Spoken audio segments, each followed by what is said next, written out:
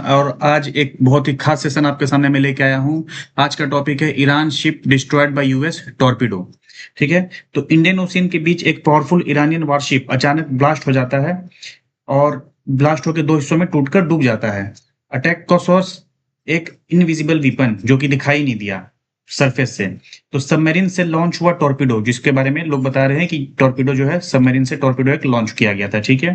तो आखिर कैसे एक अंडर वाटर मिसाइल ने पूरे वारशिप को डिस्ट्रॉय कर दिया और ये इंसिडेंट कैसे 2026 ईरान वार का एक इंपॉर्टेंट पार्ट बन गया है, इस वीडियो में हम पूरा एनालिसिस करेंगे। सबसे पहले कॉन्टेक्स्ट समझना जरूरी है, तो चलिए मैं आपको 28 फरवरी से लेके एक एक करके मैं ब्रीफ में कॉन्टेक्स्ट दे देता हूँ। तो 28 फरवरी 2026 को मिडिल ईस्ट में एक बहुत ही बड़ा जियोपॉलिटिकल इवेंट हुआ था, जिसमें कि खमीनी जो कि सुप्रीम लीडर थे ईरान के, उनको यूएस इजराइल एयर स्ट्राइक में मार डाला था। तो इस स्ट्राइक का ऑब्जेक्टिव था, जो स्ट्राइक था यानी यूएस इजराइल का जो स्ट्राइक था, इस स्ट्राइक का ऑब्जेक्टिव था ईरानियन मिलिट्री लीडरशिप को टारगेट करना, न्यूक्लियर और मिसाइल इंफ्रास्ट्रक्चर डिस्ट्रॉय करना, ईरान की कमांड सिस्टम को वीकेन करना। तो खमीनी के डेथ के बाद ईरान ने 40 दिन का मौन अनाउंस किया था। तो इस इवेंट के बाद पूरे रीजन में वार एस्केलेट हो गया था। तो वार एस्केलेशन में क्या हुआ था, फिर ईरान ने रिटेलिएट किया था। तो ईरान ने इजराइल पर मिसाइल्स और ड्रोन्स लॉन्च किए थे, यूएस बेसिस पर अटैक किया था, जो कि पर्सियन गल्फ से जुड़े हुए जो कंट्रीज हैं जैसे कतर, बहरीन, यूएई, इन सब पे। उसके बाद इसके रिस्पांस में यूएस और इजराइल ने ईरानियन मिलिट्री बेसिस पर स्ट्राइक्स बढ़ा दिए थे। तो नेवल फोर्सेस को पर्सियन गल्फ और इंडियन ओशियन में डिप्लॉय कर दिया था और यहीं से नेवल कन्फ्रंट्रेशन भी स्टार्ट हो गया था। ठीक है। तो इस टेंशन के पीछे एक इंपॉर्टेंट नेवल इंसिडेंट हुआ। इसमें क्या हुआ था कि इंडियन ओशियन के एरिया में एक Iranian naval ship suddenly torpedo attack का टारगेट बन गया था। तो रिपोर्ट्स के अकॉर्डिंग अटैक यूएस सबमरीन से हुआ था और वेपन यूज हुआ था हेवी वेट टॉर्पीडो। तो आप ये एक टॉर्पीडो एक जो वर्ड है इसके बारे में जरूर समझना चाहेंगे, तो आज मैं इसके बारे में पूरा एनालिसिस बताऊंगा। टॉर्पीडो क्या होता है, सबमरीन क्या होता है। आज हम समझेंगे कि कैसे सबमरीन से किसी टॉर्पीडो को लॉन्च करके पानी के अंदर सीधा टारगेट को निशाना निशाना बना दिया जाता है। सोनार सिस्टम क्या होता है, और हम समझेंगे हमारा जो इंडिजिनसली यानी कि जो मैनमेड है इंडिया में, इंडिया के द्वारा बनाया गया है फर्स्ट न्यूक्लियर सबमरीन क्या होता है, डिफरेंट टाइप ऑफ सबमरीन क्या होते हैं, क्रूज मिसाइल क्या होता है, बैलिस्टिक मिसाइल क्या होता है। तो चलिए सेशन को हम शुरू करते हैं बहुत ही इंटरेस्टिंग तरीके से। तो लेट्स बिगिन द सेशन। सो ये देखिए, सबसे पहले जो न्यूज है उसके बारे में समझ लेते हैं। न्यूज ये था कि जो sinking of Iranian warship IRIS Dena, ये शिप का नाम था इनका, जो कि 4 मार्च 2026 को अटैक मतलब यूएस ने अटैक किया था और इस शिप को डैमेज कर दिया था। कैसे अटैक किया था, तो टॉर्पीडो के द्वारा अटैक किया गया था। ठीक है। अच्छा, ये जो IRIS देना जो है, ये मिलान यानी मिलान 2026 का एक्सरसाइज चल रहा था, जो कि विशाखापट्टनम में चल रहा था। विशाखापट्टनम में चल रहा था, जो कि कंकरेंट था इंटरनेशनल फ्लीट रिव्यू 2026। मतलब इंटरनेशनल फ्लीट रिव्यू 2026 भी चल रहा था और मिलान एक्सरसाइज भी चल रहा था। ये नेवल एक्सरसाइज होता है। मिलान जो है एक नेवल एक्सरसाइज है, जिसमें कि लगभग 74 कंट्रीज पार्टिसिपेट किए थे। 74 जो कंट्रीज हैं वो पार्टिसिपेट किए थे। 29 एयरक्राफ्ट्स, ये काफी बड़ा इवेंट होता है। 29 एयरक्राफ्ट जो है इसमें हिस्सा लिया था और 42 से ज्यादा यहाँ पे शिप्स थे। ठीक है। तो ये 15 से 25 फरवरी यानी 25 फरवरी तक ये जो है ये एक्सरसाइज चला था, और इसी एक्सरसाइज भी चला था और इंटरनेशनल फ्लीट रिव्यू 2026 ये भी चला था। कहाँ हुआ था, क्वेश्चन एग्जाम में पूछा जा सकता है कि बहुत इंपॉर्टेंट टॉपिक ये बन चुका है। ये विशाखापट्टनम में हुआ था। ठीक है। विशाखापट्टनम कहाँ है, तो आंध्र प्रदेश के अंदर एक समुद्र से लगे कोस्टल ये है, सिटी है। ठीक है। तो बे ऑफ बंगाल में। ठीक है। तो अब यहाँ से हम स्टार्ट करते हैं। तो यहाँ पे ये होने के बाद जब ये यहाँ ये इस एक्सरसाइज से को खत्म करने के बाद जब ये लौट रहा था, तो अब जब आप मैप देखेंगे, ये देखो मैं आपको मैप समझाता हूँ। ये बे ऑफ बंगाल इधर कहीं है, मैंने यहाँ से मैप से चल के, और ये कहीं ऐसे इधर से आ रहा था। ठीक है। तो यहाँ जब गल्ले गल्ले के पास पहुंचा, तो यहाँ से लगभग 40 नॉटिकल माइल 40 नॉटिकल माइल दूरी पे जो है यहाँ पे टॉर्पीडो के चपेट में आ गया। ठीक है, तो अब ये टॉर्पीडो क्या होता है, तो चलिए हम एक एक करके समझते हैं। इसके पहले एक और थोड़ा सा न्यूज के बारे में और समझ लेते हैं कि इसके बाद जो है काफी लॉस हुआ, रेस्क्यू एफर्ट्स भी किया गया था, जो श्रीलंकन नेवी और इंडियन नेवी ने भी अपना जो है शिप वगैरह भेज दिया है, जिससे कि इनको बचाया जा सके। काफी लोग जो है 87 ईरानियन सेलर जो है वो तो मर गए। ठीक है, और 32 सेलर जो है वो रेस्क्यू कर लिए गए हैं श्रीलंकन नेवी के द्वारा। मेनी अभी भी मिसिंग है। ठीक है, तो श्रीलंकन नेवी और एयरफोर्स जो है लॉन्च कर दी है सर्च ऑपरेशन। और ये कुछ नहीं है। ठीक है, सर्च ऑपरेशन लॉन्च कर दिया है और इंडियन नेवी ने भी अपना हेल्प जो है वो भेज दिया है इसको, इनको बचाने के लिए जितने भी मिले हैं, और भी रेस्क्यू ऑपरेशन जो है जारी है।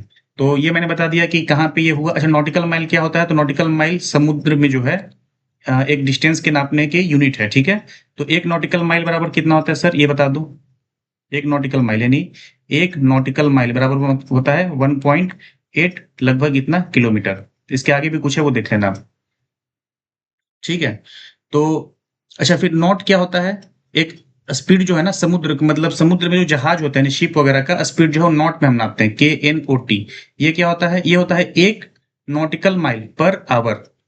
ये होता है, मान लीजिए समुद्र में बोले हैं कि सर 20 नॉट का स्पीड है किसी शिप का, इसका मतलब क्या है कि 20 नॉटिकल माइल पर घंटा चल रहा है। ठीक है, और 20 नॉटिकल माइल का मतलब क्या हुआ, 20 गुने 1 लगभग 8 कर लो, 85 समथिंग है, ये देख लेना आप। 18 दूनी के 36, 360 यानी कि 36 लगभग 36 किलोमीटर पर आवर जो है इसका स्पीड है, यानी कि 20 nautical mile per hour speed है, यानी कि 20 नॉट स्पीड है।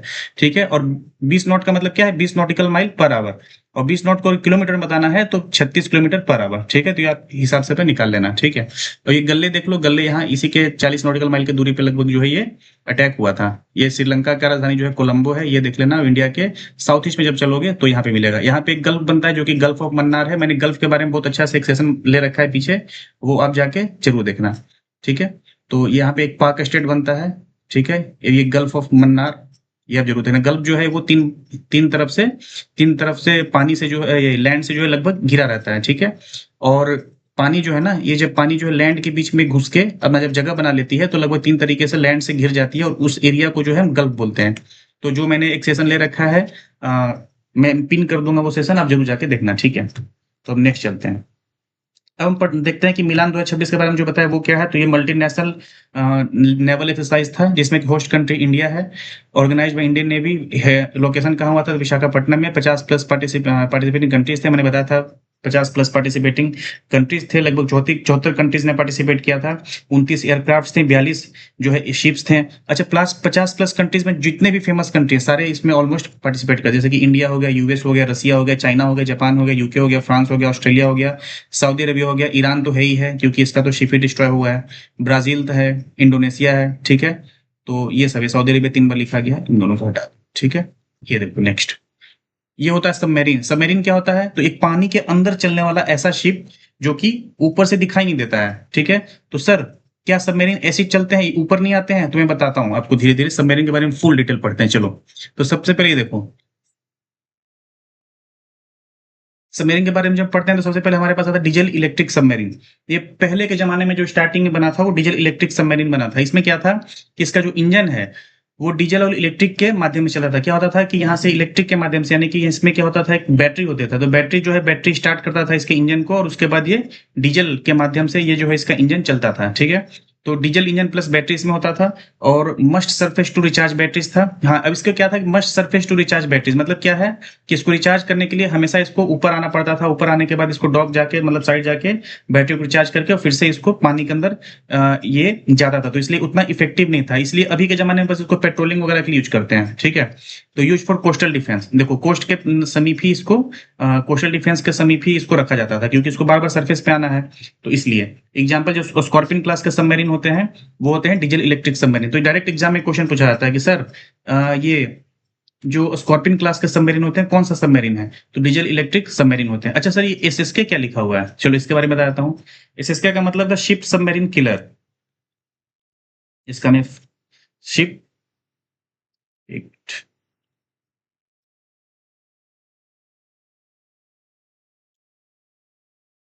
शिप सबमरीन किलर, ठीक है। अब नेक्स्ट चलते हैं, नेक्स्ट है हमारा, ये देखो न्यूक्लियर अटैक सबमरीन। अब न्यूक्लियर अटैक सबमरीन में क्या है कि न्यूक्लियर एक्चुअली क्या है, न्यूक्लियर पावर्ड है, न्यूक्लियर पावर्ड सबमरीन है, ठीक है। एसएसएन, एसएसएन सर क्या है, मैं इस सबके बारे में बताता हूँ आपको, रुक जाओ मैं कलर चेंज कर लूँ, ठीक है। ये देखो न्यूक्लियर पावर्ड सबमरीन, ठीक है। अब इसमें क्या है कि इसमें जैसे कि यहाँ पे देखो, यहाँ पे मैंने बताया था कि डीजल इलेक्ट्रिक से पावर लेता था इसका इंजन। इसका इंजन कैसे पावर लेता है, तो न्यूक्लियर रिएक्टर, जो न्यूक्लियर रिएक्शंस जो होते हैं ना, जो न्यूक्लियर रिएक्शंस होते हैं, उसी के थ्रू ये इसका इंजन जो है पावर लेता है। अब न्यूक्लियर रिएक्टर क्या होता है सर, न्यूक्लियर रिएक्शन, इसके बारे में किसी और क्लास में आपको बहुत बेहतरीन तरीके से समझाऊंगा, क्योंकि ये साइंस का कॉन्सेप्ट है, बहुत ही इसमें मजा आ जाएगा आपको पढ़ के। न्यूक्लियर कैसे बम्बार्डमेंट होता है और न्यूक्लियस में, तो ये सब चीजें मैं बहुत अच्छे से आपको समझाऊंगा किसी और क्लास में। अभी के लिए आप ये देखो, बस इतना समझो कि न्यूक्लियर रिएक्टर में जैसे पावर जनरेट होता है ना, उसी तरीके से ये भी पावर लेके और समुद्र के अंदर चलता है। तो अच्छा सर, तो फिर इसका मतलब ये ऊपर इसको आने की कम जरूरत पड़ता है कि उसमें बैटरी वैटरी चार्ज करने का झंझट है नहीं, तो बिल्कुल ये लंबे लंबे दूरी को तय करता है। इसे देखो यहाँ लिखा हुआ है कि stage under water for months, ये महीनों तक अंदर पानी के अंदर रहता है, ठीक है। तो Hunt enemy ships and submarine, इसको लड़ाई उड़ाई करने के लिए इसको अंदर रखा जाता है। इसको कोस्टल कोस्ट के पास रखा जाता था, इसको दूर तक भी हम भेज देते हैं। अब जैसे आईएनएस चक्रा, ठीक है, आईएनएस चक्र है। अब आईएनएस यानी इंडियन नेवल शिप, कौन सा, अरिहंत, अरिहंत भी ऐसा ही है, ठीक है। इसके बाद आता है सर बैलिस्टिक मिसाइल सबमरीन। अब इसमें अच्छा सर ये एसएसएन क्या है, ये तो बता दो। अच्छा ये बताता हूँ चलो। एसएसएन का मतलब होता है शिप सबमरीन न्यूक्लियर। इसका मतलब यह है कि न्यूक्लियर क्लास यानी न्यूक्लियर पावर्ड है, ठीक है। और न्यूक्लियर मिसाइल्स भी ये अपने साथ लेके चल सकता है। अब आता है, ठीक है सर, बैलिस्टिक मिसाइल सबमरीन ये क्या है। अच्छा तो ये है कि ये न्यूक्लियर बैलिस्टिक मिसाइल जो है ये कैरी कर सकता है, होता ये भी न्यूक्लियर पावर्ड ही है, ठीक है। जैसे कि फॉर एग्जांपल आईएनएस अरिहंत, तो न्यूक्लियर पावर्ड भी है, मतलब न्यूक्लियर मतलब खुद भी चलता है, और ये खुद के पास न्यूक्लियर जो है क्या रखता है, न्यूक्लियर मिसाइल्स, बैलिस्टिक मिसाइल्स रखता है, ठीक है। बैलिस्टिक मिसाइल हो गया, और क्रूज मिसाइल भी रखता है, तो ये सारी चीजें रखता है। उसके बाद ये होता है क्रूज मिसाइल सबमरीन। अब जनरली ये देखो, जनरली जो क्रूज मिसाइल रखते हैं वो अलग सबमरीन होते हैं, जो न्यूक्लियर बैलिस्टिक मिसाइल रखते हैं वो अलग सबमरीन होते हैं जनरली। अब एक साथ करने के लिए टेक्नोलॉजी को चेंज करना पड़ेगा, मैं बताऊंगा क्यों आगे, जब मैं क्रूज मिसाइल और बैलिस्टिक मिसाइल के बीच में डिफरेंस बताऊंगा, क्योंकि आपको लग रहा होगा सर ये क्रूज मिसाइल क्या होता है, सर ये बैलिस्टिक मिसाइल क्या होता है। तो देखो मैं अभी मोटा मोटी बताता हूँ। जब देखो जब एक पॉइंट से मिसाइल को छोड़ा जाता है, तो मिसाइल हो सकता है कि ऐसे जाके टारगेट को ऐसे, यहाँ पे मान लीजिए टारगेट है, टारगेट को ऐसे हिट करे, और दूसरा हो सकता है कि ऐसे सर निकले और ये सीधा जाके ऐसे हिट करे टारगेट को, ठीक है। तो अगर ऐसे हिट करता है तो इसको बोलते हैं क्रूज, यानी स्ट्रेट पाथ लेता है, तो ये क्रूज क्रूज पाथ लिया। और जब ऐसे लेता है पैराबोलिक पाथ लेता है, जब यहाँ पे क्या लिया है, पैराबोलिक पाथ लिया है, तो इसको हम बोलते हैं बैलिस्टिक मिसाइल, बैलिस्टिक मिसाइल, ठीक है। तो मेजर डिफरेंस यही होता है। और ये लंबे दूरी के लिए जब ऐसे जाएगा तो ये लंबे दूरी तय कर सकता है, कौन सा, ये पैराबोलिक वाला कौन सा है, तो बैलिस्टिक मिसाइल। अच्छा क्रूज मिसाइल जो शॉर्ट डिस्टेंस के लिए होता है। अच्छा जमीन के नजदीक चल रहा है, तो जमीन के नजदीक चलने के कारण क्या है, ये पकड़ में कम आता है रडार वगैरह के। अच्छा ये पकड़ में आने का इसका चांस ज्यादा होता है, किसका, पैराबोलिक वाले का, कौन सा, यानी कि बैलिस्टिक मिसाइल का, ठीक है। तो बैलिस्टिक मिसाइल को पकड़ में आने का ज्यादा चांस है, क्योंकि हाई एल्टीट्यूड के बाद ये नीचे आता है, टारगेट को हिट करता है। और ये क्या है, जमीन के नीचे चलता है, तो ये रडार में आने का चांस कम होता है। ये स्पीड भी इसकी ज्यादा होती है क्रूज वाले की, ठीक है। तो ये क्रूज मिसाइल सबमरीन भी हो गया। एसएसजीएन, ये एसएसजीएन क्या है सर, तो ये है शिप सबमरीन एसएस हो गया। ये गाइडेड मिसाइल न्यूक्लियर, ठीक है। ये है ship submarine ballistic missile nuclear, मतलब बैलिस्टिक मिसाइल लेके चलेगा ये। गाइडेड मिसाइल का मतलब वही होता है क्रूज मिसाइल, क्रूज मिसाइल, ठीक है। ठीक है, तो आपको हो सकता है उम्मीद है ये चीजें आपको समझ में आ चुकी होगी। हम नेक्स्ट चलते हैं। अब देखो cruise missile versus ballistic missile, ये मैंने बताया था कि क्रूज मिसाइल जो है एक जगह से लेके ऐसे, बैलिस्टिक मिसाइल जो एक जगह से अपने टारगेट को पैराबोलिक पथ लेके जो है नीचे जाके टारगेट को हिट करता है, और जो क्रूज मिसाइल होता है वो स्ट्रेट पाथ लेता है। तो ये देखो मैंने बताया था कि जमीन के नजदीक ही चलता है, तो लो एल्टीट्यूड स्ट्रेट पाथ लेता है, ये हाई आर्क इनटू स्पेस चलता है, ठीक है। तो यूजेस जीपीएस रडार और टेरर गाइडेंस, टेरेन हो गया, सॉरी, टेरेन गाइडेंस, ठीक है।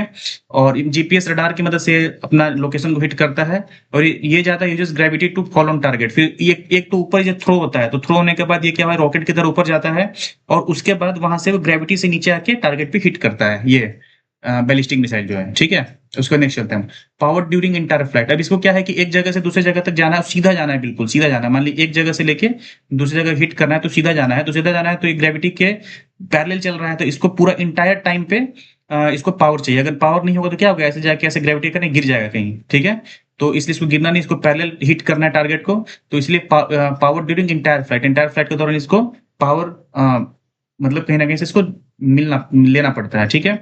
और ये होता है कि ओनली पावर ड्यूरिंग लॉन्च, इसको लॉन्च के समय इसको ऊपर फेंक दिया, ऊपर फेंकने के बाद ये गिरता है अपने, और ऊपर जाने के बाद ये जब स्पेस तक ये पहुंच जाता है, तो पहुंचने के बाद यहाँ से इसका पावर अगर खत्म भी हो जाए तो फिर सीधा जाके ये टारगेट को हिट कर देता है ग्रेविटी की मदद से। ये मोर एक्यूरेट होता है, ये एक्सट्रीमली लॉन्ग रेंज होता है।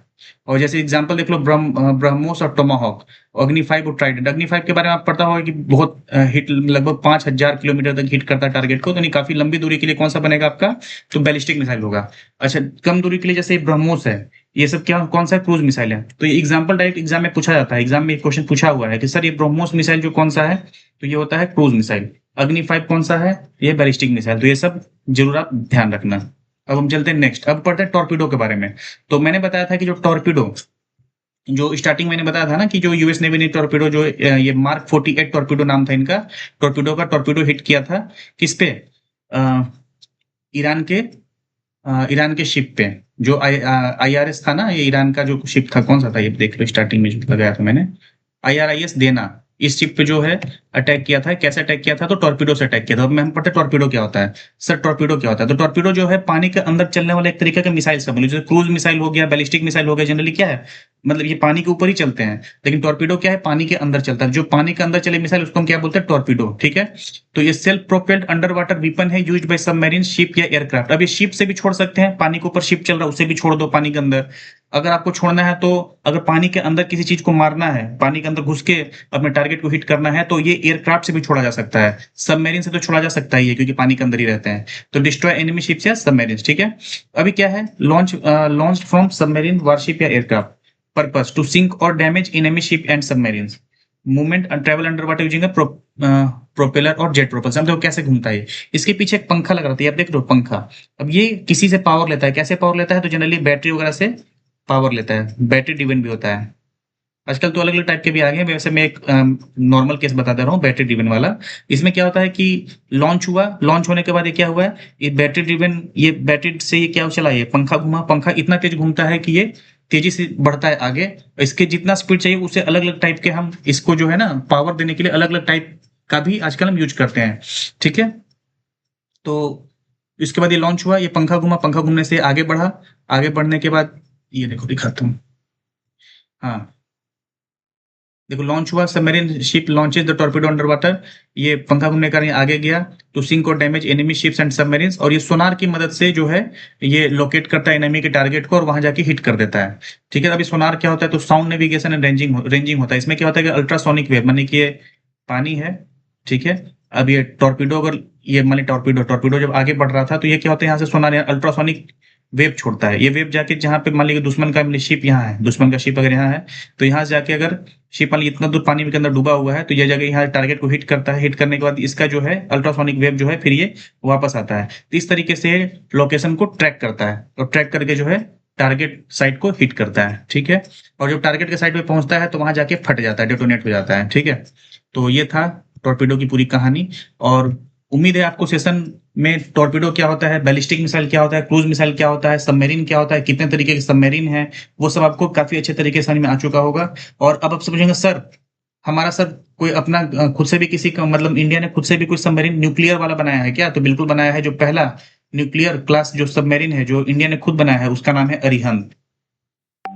और दूसरा कि क्या नाम है, मैंने शायद सेशन, हाँ ये देखो, ये सबमरीन्स डेट बाय न्यूक्लियर पंच 2016 में INS अरिहंत बना था। India first indigenous nuclear powered submarine commission जो हुआ था, ठीक है। अरिहंत, INS अरिहंत जो इंडिया इंडिया का पहला है। दूसरा कौन सा है, 2024 में INS अरिघात जो है वो दूसरा बना था। तो इसके बाद मैं आपको वो दिखा देता हूँ जो मेन इंपॉर्टेंट, आप ये देख सकते हो, important military exercises and participating countries, जो एग्जाम में पूछे ही पूछे जाते हैं, बहुत ही इंपॉर्टेंट है ये VBI, ठीक है। वेरी वेरी इंपॉर्टेंट है। अभी आप ये एक बार मैं रिवीजन कराता हूँ, बाकी इसको आप 3-4 बार जब इस टेबल को देखोगे तब आपको समझ में आ जाएगा, ठीक है। पहला है मलाबार। मलाबार कैसा है, नेवल टाइप है, ठीक है। कंट्रीज इन्वॉल्व, अच्छा इसमें कंट्रीज नहीं लिखा हुआ है, मैं आपको कंट्रीज लिख के बताता हूँ। इसमें क्वाड नेशंस होते हैं, कौन होते हैं, क्वाड नेशंस होते हैं। अच्छा सर क्वाड नेशंस क्या होता है, क्वाड नेशंस में आता है आपका इंडिया, ठीक है। इंडिया के बाद आता है US, then Japan, then Australia. तो ये चारों मिलके ये मालाबार एक्सरसाइज करते हैं, बहुत ही वेरी वेरी इंपॉर्टेंट है ये, एग्जाम में कई बार पूछा हुआ क्वेश्चन है, ठीक है। मिलान मिलान 2026 जो कि विशाखापट्टनम में हो रहा था, वहीं से लौट रहा था जो शिप, इसके बारे में मैंने बता ही दिया आपको, होस्टेड बाय इंडिया, जो इंडिया के द्वारा हो रहा था, जिसमें 74 कंट्रीज में पार्टिसिपेट किया था। रिम्पैक होता है नेवल एक्सरसाइज है, यूएस एंड 25 प्लस कंट्रीज के द्वारा ये एक्सरसाइज किया जाता है। और ये एक्सरसाइज रेड फ्लैग होता है जो कि एयरफोर्स का है, यूएसए, इंडिया, यूके और ऑस्ट्रेलिया। अब ये देखो, इसमें भी यूएस है, इंडिया है, ऑस्ट्रेलिया, बस जापान नहीं है, यहाँ पे क्या है, यूके है, ठीक है, ये याद रखना, रेड फ्लैग, ठीक है। एक्सरसाइज रेड फ्लैग एयरफोर्स का है। गरुड़, गरुड़ क्या है, गरुड़ एक पक्षी ऐसा जो आसमान में उड़ता है, तो एयरफोर्स का है, इंडिया फ्रांस के द्वारा ये एक्सरसाइज किया जाता है। गरुड़ शक्ति, अब ये देखो, गरुड़ तो इंडिया और फ्रांस का होता है, लेकिन गरुड़ शक्ति जो है वो इंडिया और इंडोनेशिया का है, ठीक है। तो ऐसे याद करना, इंडिया और इंडोनेशिया ने नीचे है, तो शक्ति आ गया ना, तो इंडिया के नीचे इंडोनेशिया है, मतलब काफी नीचे है, खैर वैसे तो आप कैसे भी तरीके से निमोनिक्स बना लेना, ठीक है। युद्ध अभ्यास, युद्ध अभ्यास इंडिया और यूएसए करेगा, तो भाई सबसे अच्छा अभ्यास किसके साथ होगा, तो यूएसए के साथ होगा, तो चलो युद्ध अभ्यास यूएसए के साथ कर लेते हैं, आर्मी की एक्सरसाइज है। Indra, Indra tri service exercise है, इंडिया रसिया का, ठीक है। उसके बाद वरुण नेवल है, इंडिया फ्रांस का आता है। फिर सिम्बेक्स नेवल है, इंडिया, और इसमें तो ऐसा ऐसा ऐसा समझ जाना, सिंगापुर का, ठीक है। शक्ति, शक्ति किसका है, इंडिया और फ्रांस का है, शक्ति बढ़ाना है तो इंडिया और फ्रांस का, इसलिए हम फ्रांस से की एड करके कुछ हम सबमरीन भी साथ लेते हैं के क्लास का, मैं कुछ आपको सेशन में बताऊंगा बाद में। Hand in hand army exercise है, इंडिया चाइना का, इंडिया चाइना चलो कभी कभी हम दुश्मन है तो चलो हाथ भी मिला लेते हैं, तो हैंड इन हैंड एक्सरसाइज हम कर लेते हैं इंडिया और चाइना के साथ। पिच ब्लैक एयरफोर्स एक्सरसाइज है, ऑस्ट्रेलिया, इंडिया और यूएसए का है, और ईटीसी इसमें और भी लोग भाग लेते हैं। Cobra gold joint military exercise है, यूएसए, थाईलैंड, अदर कंट्रीज का। सी ब्रिज नेवल एक्सरसाइज है, यूएसए, यूक्रेन और नाटो कंट्रीज का, ये बड़ा इंपॉर्टेंट है क्योंकि नाटो कंट्रीज का, ये नाटो कंट्रीज जो है इसमें एक्सरसाइज में हिस्सा लेते हैं। अच्छा, यूक्रेन को भी इसमें पार्टिसिपेट बुला लिया गया, और यूक्रेन भी इसमें हिस्सा लेता है सी ब्रिज एक्सरसाइज में, बहुत इंपॉर्टेंट है, जबकि ये नाटो कंट्री नहीं है, ठीक है। तो नाटो के बारे में जिसको समझना है बहुत अच्छे से, वो मैंने नाटो के बारे में एक बहुत ही प्यारा सेशन ले रखा है, जिसमें इंपॉर्टेंट ऑर्गेनाइजेशन सीरीज में मैंने एक लिया है ब्रिक्स का सेशन, देन नाटो लिया था, देन यूएन लिया, ये तीनों मैंने पढ़ा दिया है, और भी सेशन में आगे लेके आऊंगा, ठीक है। तो आप जरूर जाके देखना, बहुत ही अच्छा सेशन है, एग्जाम के लिए बेहद इंपॉर्टेंट है।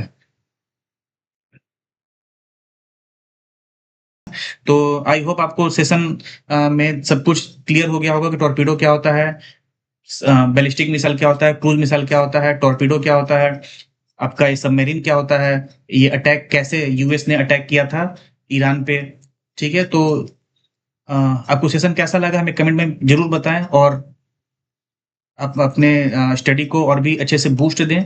और जो भी बच्चे इससे रिलेटेड जो भी क्वेश्चंस प्रैक्टिस करना चाहते हैं, वो मैं टेलीग्राम चैनल है हमारा, रोशन एजुकेशन हब से ही, रोशन एजुकेशन हब, मैं इस चैनल के लिंक को जो है मैं डिस्क्रिप्शन में डाल दूंगा, तो वहां जाके आप देख लेना और इस चैनल को ज्वाइन कर लेना। यहाँ पे मैं सारे इससे रिलेटेड जो भी क्वेश्चंस इंपॉर्टेंट क्वेश्चंस है वो सब डाल दूंगा, और वहां से आप अपना तैयारी को और भी बूस्ट देना।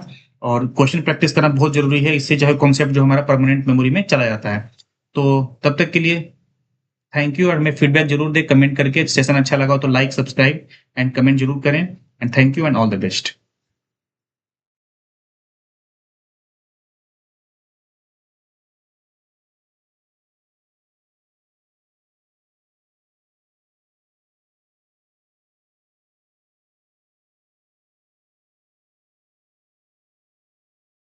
ठीक है। तो अरिहंत और अरिघा जो एग्जाम में पूछ देते हैं क्वेश्चन, तो यार ध्यान रखना।